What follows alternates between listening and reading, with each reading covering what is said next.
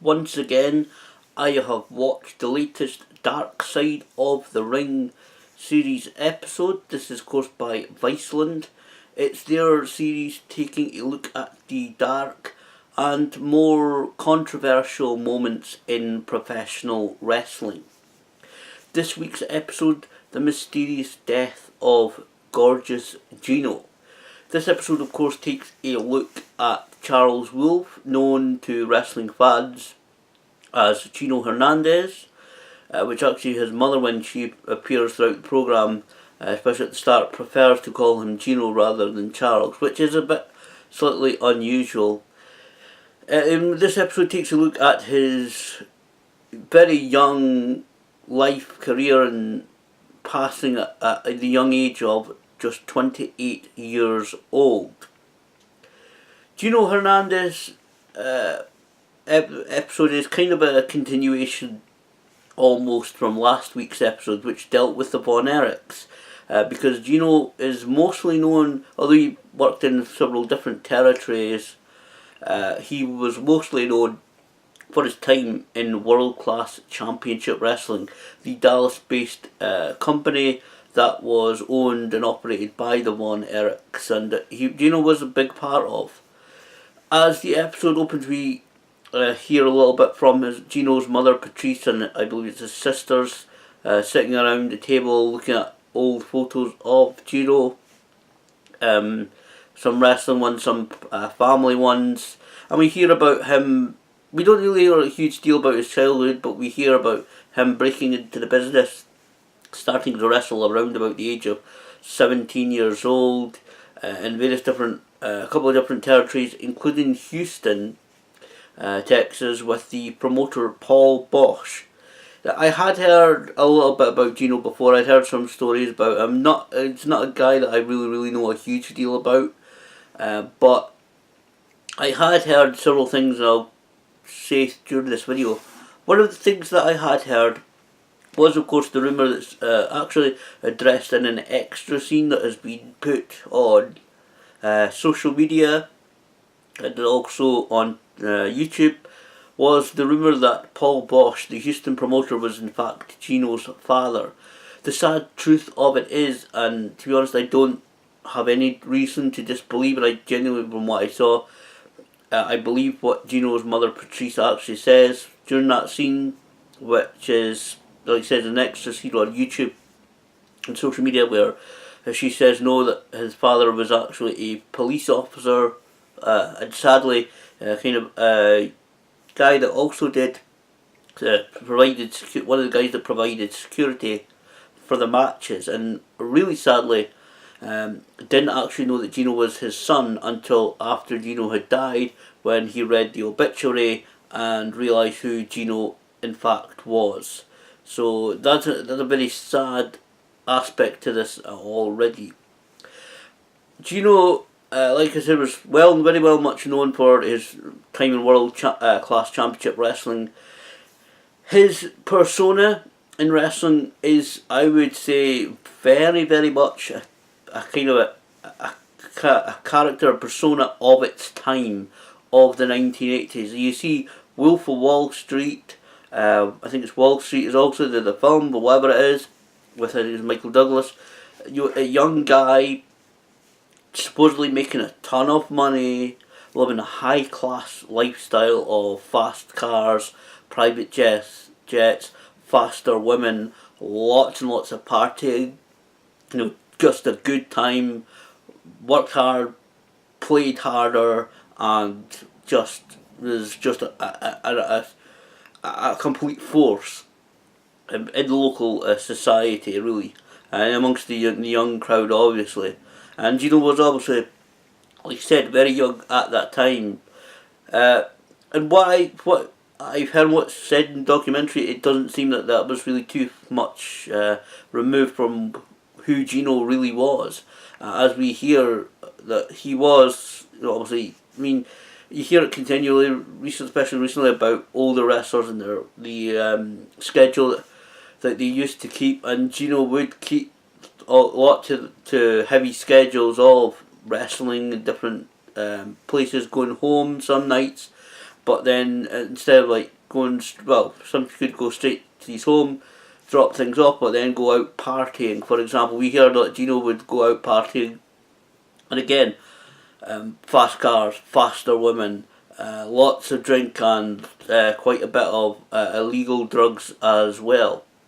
So, from what he presented on screen and on the shows, it said wasn't really that far. That image that he wanted to project in the wrestling was pretty much, I think, the image that or the person that he wanted to be outside of wrestling. I don't think he obviously was earning as much money as he is the kind of the persona it's supposed to represent, but in those days, a lot of, again, I don't want to go into kayfabe and keep into the storyline and so forth, and keep into people's impressions of you, not to break that so-called fourth wall, but Gino certainly liked to go out partying and all, live that, at least attempt to live that high-class lifestyle that he was kind of living on screen, off screen.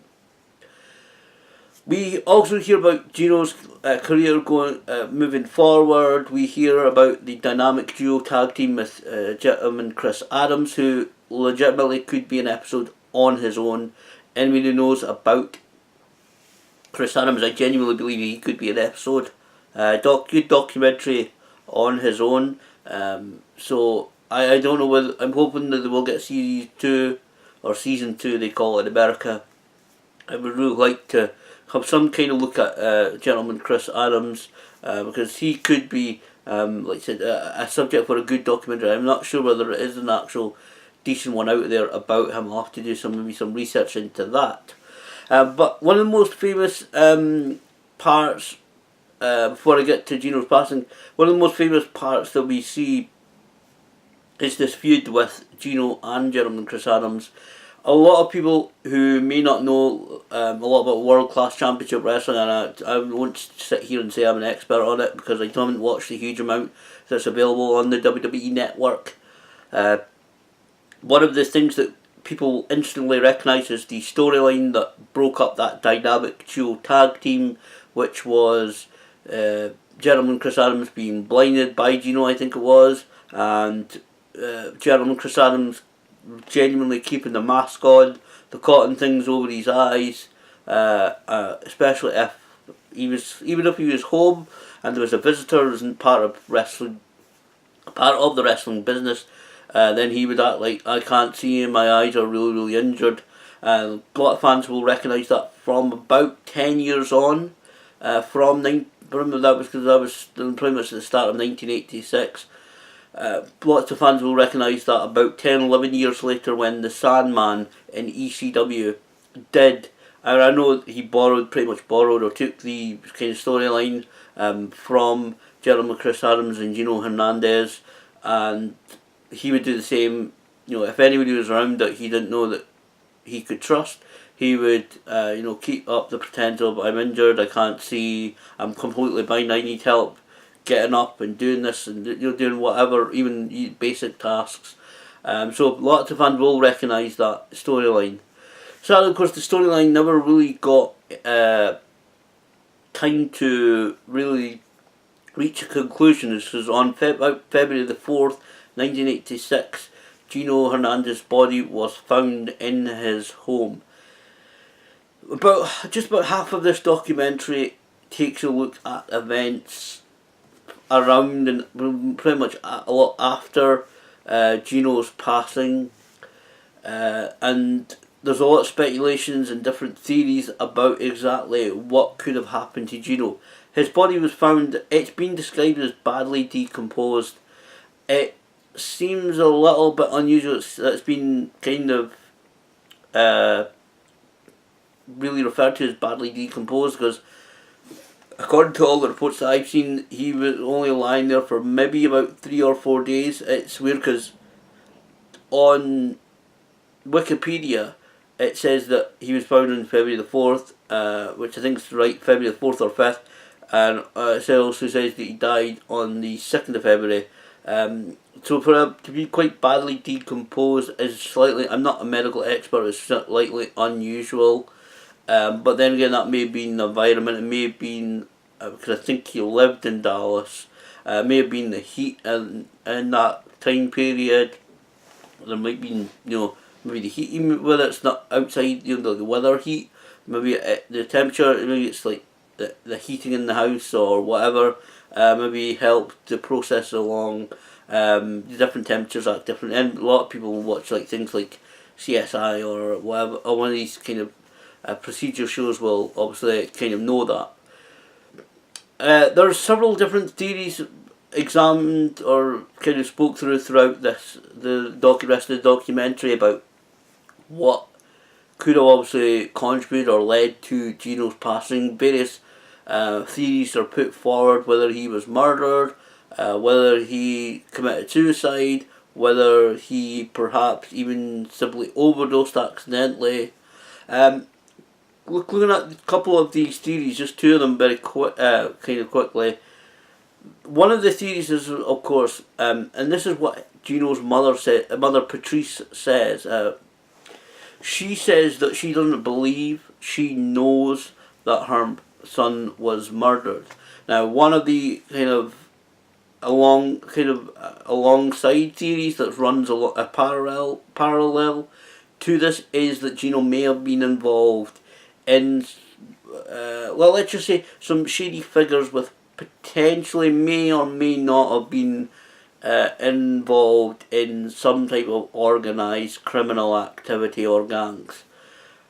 Is that actually possible that happened? Well, I would say yes. Anybody that knows, and again, I'm not an expert, but I've watched several documentaries.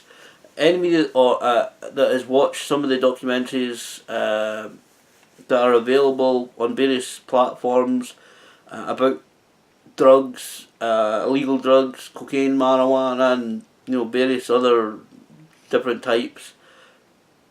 If you watch a lot of those documentaries, it talks a lot about the 1980s, because in that time period of going into the 1980s and certainly the early to mid 1980s, there was a huge influx of illegal drugs into the United States. And if you watch things like Narcos or Cocaine Cowboys or lots of different programs and podcasts and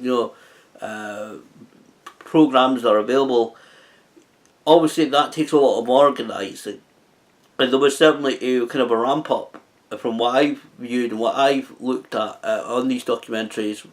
Well, my opinion on them is that obviously there was organisation to get the drugs across the borders, and then there was a big organisation for these drugs to be taken from wherever, once they've gotten across the border, they've got to be distributed. So it's a big distribution kind of organisation there as well, and get to them basically from growing on the farm, say in Nuevo Mexico, to a street dealer on a shady street corner in Dallas, Texas. There's got to be organisation to get it from point A to point B.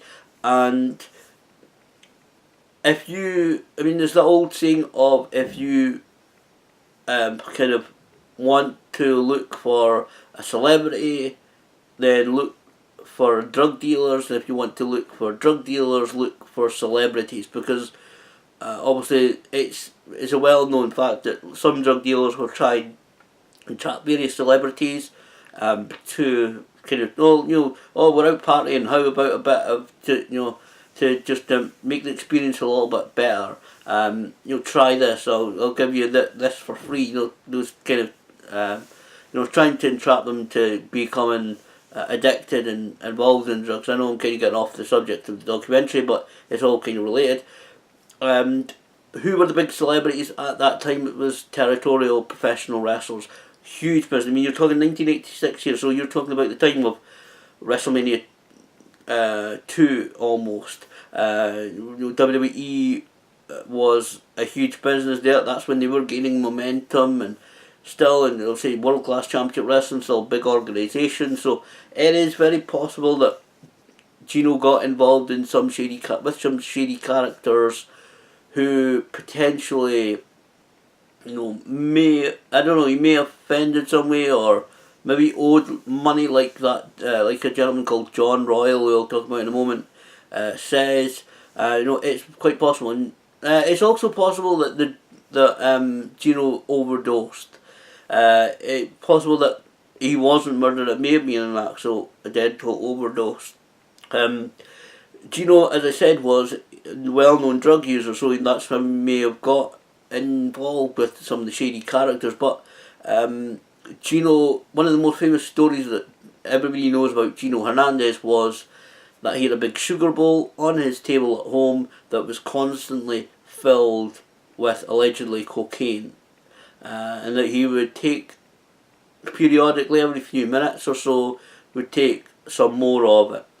The famous story that, with everybody that's gone to him, David Manning, who appears in this episode as well, the late Gary Hart, who was a great manager in wrestling, a lot of the guys, they've said that the bowl was constantly full, so obviously Gino had a regular supply. Could it be accidental overdose? People talk about individuals having different tolerances due to their bodies. Gino was a big guy compared to a lot of other people, so his tolerance may be more, and that kind of happens where you become tolerant. You need more and more of a drug. You take some initially, and it makes you really get that great feeling, and then eventually you get used to that feeling. You got to take some more to get that feeling, and so on and so on. And he may have maybe overdone it and accidentally overdosed, which possibly, and not necessarily, possibly the reason why there was, why some people claim there was 3 to 4 times the amount of drugs in the system that it would take to overdose someone. It may be because he was a big athlete, worked out, but quite muscular guy, but well built guy, that he may have been able to have more in his system than the average person, which may lead to that conclusion. There is a lot of questions regarding his death that are unanswered, and we don't really get the answer to what exactly happened to Gino in this episode, unfortunately, and I don't think we ever will. Like I said, that John Royal guy, the producers talked to him at the end of the programme, and he'd just got out of jail after serving 30 years, I believe, for some kind of, I think it was mail fraud or some kind of fraud anyway. Certainly just got out of prison. They only talked to him over the phone briefly. He was very much kind of denying that anything dodgy happened, and so you hear on the episode, but he was very much denying that anything happened. But then he had that conversation with Gino's mother, where he said that Gino owed him a lot of money, but then he paid for the funeral. Maybe, like I said, maybe it suggested maybe to try and stop her from kind of coming after him, or kind of to raise his name with the authorities, maybe, and maybe trying to buy her off, kind of, to buy her silence. He does seem a bit of a dodgy character. Couldn't really find anything on him at all online when I had a quick look the other day, but certainly there is a lot of questions. The autopsy as well that we were very quickly told about. There's a few different things. Maybe some of the details don't seem right as well with the body, and then it's still suggesting he may have faked his suicide. But it's just like Andy Kaufman. If he'd really faked his suicide, I think he would have appeared or been contacted his mother or those he loved by now. So I completely disregard that theory. Gino's death is a very tragic one at the age of 28 years old. We are left with a lot of questions rather than answers. Was Gino murdered? Did he commit suicide? Did he just simply overdose? It's very, very difficult to tell, in my opinion. It really is difficult. There does seem to be a lot of hints that something may have gone a little bit more, being on the bit of the dodgy side, not that don't sit well. There's lots of questions. Gino may have been paranoid. You hear about Gene Williams and the gun and going in, her going into his house and him looking out the windows, and I think these kind of drugs do affect. Let's be honest, they do affect your brain chemistry. They do. Continual drug use does have the effect. Sometimes it makes people paranoid. Perhaps seeing somebody in the back seat of his car. Lots more questions than answers in this episode. Sadly, I don't think that Gino's mother, Patrice, or his sisters, any of his family, will get the answers that they would desperately love to see. It's certainly one of the darkest, more mysterious incidents in professional wrestling. Unfortunately, I think that the folder for this one, really sadly for the family, especially Patrice, who's, as she says, getting older, I think will unfortunately always be stamped unsolved.